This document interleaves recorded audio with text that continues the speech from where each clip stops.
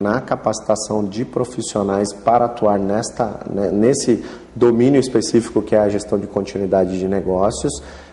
E aí, claro, você pode capacitar profissionais da sua equipe, o próprio empresário pode buscar esse conhecimento e, claro, você pode também ter treinamentos específicos, além do DRI, mas procurar escolas específicas que atuam com isso, são poucas, porém existem, como a própria Darius, e nós capacitamos toda a força de trabalho nos diferentes níveis, no estratégico, no tático e até mesmo no operacional. Tá. Esse plano, então, uma vez que ele existe dentro da empresa, tá? Existe um plano de continuidade, a empresa está preparada para uma situação de crise, para o inesperado. Quem trabalha na empresa, toda a equipe, deve saber qual é o procedimento? Sim, o ideal segurança é responsabilidade de todos, né? Isso já é uma verdade hoje no mercado mundial. E a gente fala de segurança no sentido mais global da palavra, né? Não segurança física ou segurança de tecnologia. Mas todas as pessoas precisam saber o seu papel, né? Você precisa criar condições de que as pessoas saibam aonde está, como utilizar o plano e o que elas devem fazer numa situação de crise ou de desastre. Certo. É importante identificar as áreas de maior vulnerabilidade dentro da empresa? Sem dúvida. É importante fazer análise de risco, né? Eu falei de análise de impacto de negócio, mas fazer análise de risco até antes da BIA ou paralelo, algumas metodologias defendem até após a BIA, mas a gente faz geralmente isso antes.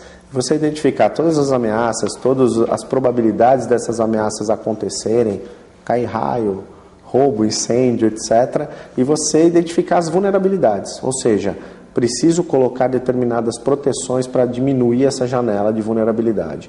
Muitas vezes você vai num local que tem risco de incêndio, vários fatores que promovem isso, e você não acha nenhum extintor carregado da maneira correta. E parece bobeira, mas muitas vezes em empresas grandes a gente identifica isso.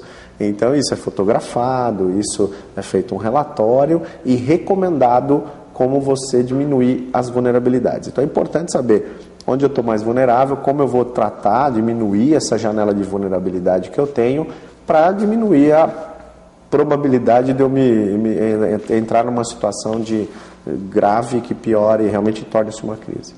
Nós tivemos recentemente aqui em São Paulo problemas de falta de energia em vários pontos da cidade, que foram causados por ventos.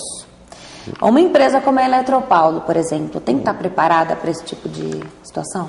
Sem dúvida. Qualquer empresa de serviço público, e o governo ele vem mostrando um certo investimento, comprometimento com isso, porém ainda, na minha opinião, de forma lenta, às vezes falta um pouquinho de coordenação nisso.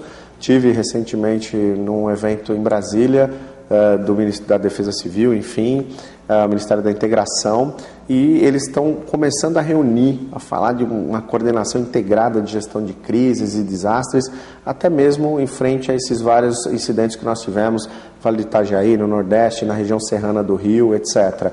Eu acho excelente essa iniciativa que eu elogiei muito, né? Tive até a honra de falar com o Coronel Humberto Viana, que coordena isso junto ao governo, e parabenizei, convidei para um evento que nós fazemos. Acho que ainda é pouco. Parabenizei, acho que é uma iniciativa muito importante para o Brasil, porém ainda é uma coisa iniciando em 2011, né? A gente poderia estar mais preparado. Qualquer entidade pública, principalmente de serviços essenciais como energia, saúde, telefonia, transporte, perfeito, elas precisam estar preparadas. Eu não consigo avaliar efetivamente a essa Eletropaulo porque eu não tenho hoje atuado com eles, mas eu creio que eles têm alguma coisa, só a gente não viu tanta efetividade. Né, assim, houve alguns contratempos e que causou bastante transtorno, né, causou falta de energia em várias regiões, a região do ABC foi muito afetada, enfim, temos que estar preparados. Aquecimento global é realidade, aquilo foi reflexo de um ciclone extratropical que pegou São Paulo no final do dia, na hora do rush, e realmente a gente viveu um dia bem atípico, um dia bem complexo, E afeta vários empresários, afeta várias empresas, as pessoas, os funcionários. Quer dizer, perdemos dinheiro. Essa é a moral da história. Perdemos bastante dinheiro e eu acho que a cidade de São Paulo perde bastante com isso. Então, é preciso que talvez o governo puxe a corda, mas as empresas precisam fazer isso com mais efetividade. E também a fiscalização, né? Que a gente sabe que, infelizmente, a cobrança hoje é uma cobrança muito apática, né? Precisamos ter mais força em manter essas empresas de serviços essenciais, garantindo realmente a entrega do serviço que pode estar colocando a vida de uma pessoa em risco, alguma coisa do tipo. Quais são esses profissionais estratégicos que atuam em diversos tipos de crise? Olha, o Security Officer, né, gerente de segurança da informação, algumas empresas têm o profissional de continuidade de negócio, gerente de continuidade, coordenador. Lá fora nós vemos até profissionais de nível executivo, como diretores de continuidade, diretores de segurança. Aqui no Brasil isso ainda é muito incipiente, mas você tem que ter uma equipe voltada para identificar riscos e responder aos riscos, né? A gente vê muito no Brasil o pessoal fazendo isso mais voltado para a tecnologia, como se só tivesse a responsabilidade de problemas relacionados a paradas de sistemas de TI. E tecnologia já nem é mais tecnologia há vários anos. Nós já somos TIC, tecnologia da informação e comunicação, há vários anos.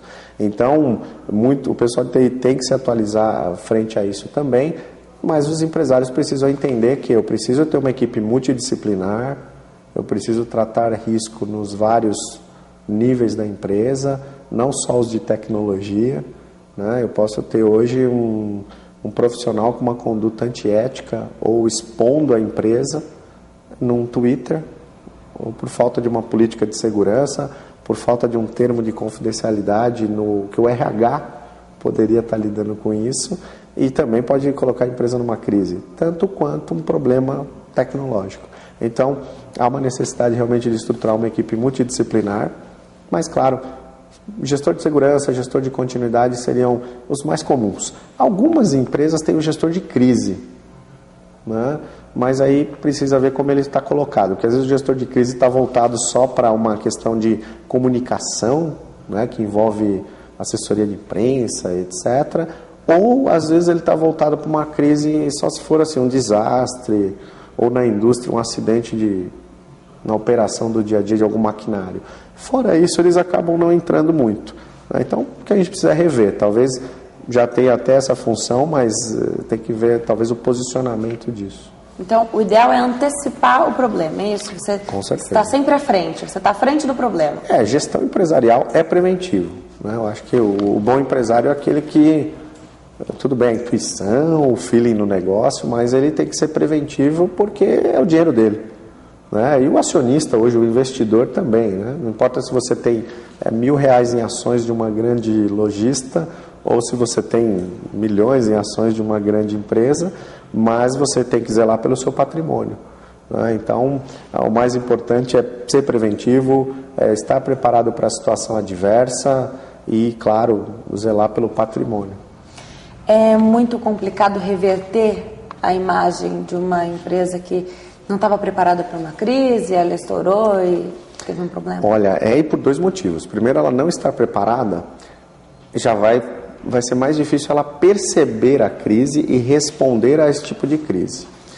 Como ela não está preparada, o gerenciamento da crise vai demorar mais, vai ser mais lento, vai ser desorganizado, vai ser desestruturado. Você vai ter que tomar decisões no momento da crise, que é um momento complicado, né, de nervosismo, de preocupação com diversos fatores.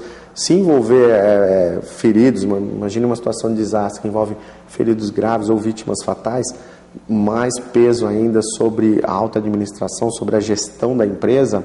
Então, como eles nunca pensaram nisso, nunca planejaram isso antecipadamente, vai demorar mais. Quer dizer, o momento da crise se estende e você sofre mais, você tem muito mais dor de cabeça, consequentemente, mais dinheiro que se deixa de ganhar ou se perde. Então, você tem uma situação, a crise, o que a gente tem que fazer na crise é o seguinte: a certeza quando você está respondendo a uma crise é que você vai sangrar, você vai ter perdas. Se é uma situação de crise ou um desastre, não há como você evitar que nada vai te afetar. Vai ter alguma perda. O nosso trabalho é garantir o quê? Que graças ao planejamento, à preparação, ao condicionamento, você minimize os impactos. Então, quer dizer, se você vai sangrar, é melhor sangrar pelo pé do que sangrar pelo peito e morre-se mais rapidamente. Então, a empresa ela tem que estar preparada para diminuir esse tempo que ela permanece na crise. Se ela não está preparada, ela vai ter muito mais dor de cabeça. Ela vai demorar para identificar, vai demorar para responder, vai ser mais desorganizada, vai ter que tomar decisões num momento de extrema severidade, né, complicada para os executivos, para os gestores em geral, para todos os níveis cuidarem disso, e a partir daí você vai passar mais tempo. Hoje, para uma empresa média, grande, que briga aí nas primeiras posições, ficar uma semana, ficar 10 dias numa situação dessa, não é nada interessante. E nessa daí, um concorrente seu pode aproveitar esse momento.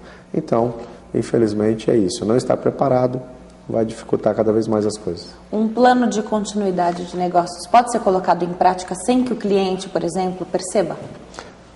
Isso pode acontecer ou não? Quando há uma crise, então... Não, sim.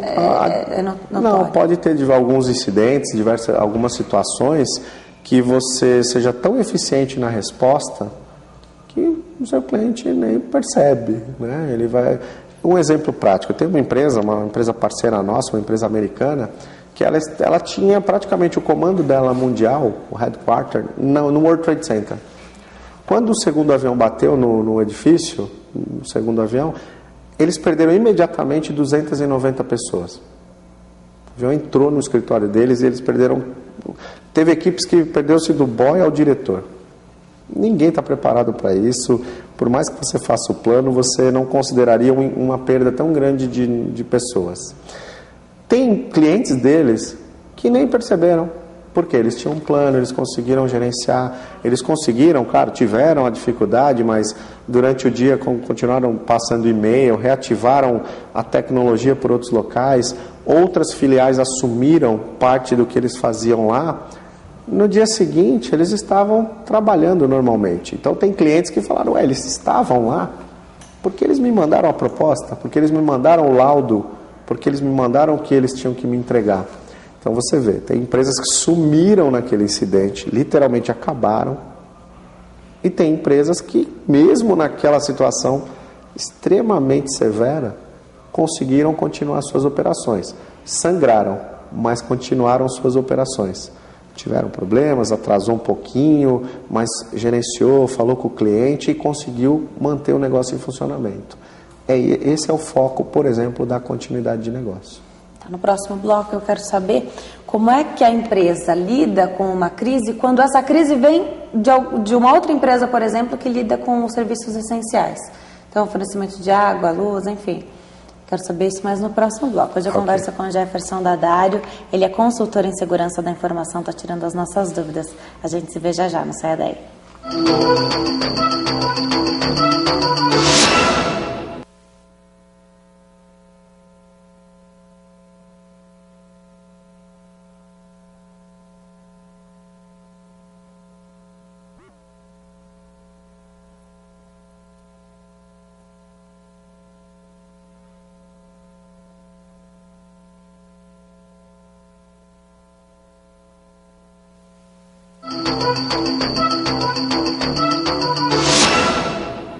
Estamos de volta para o terceiro e último bloco do programa Análise Direta. Hoje eu converso com o Jefferson Dadário.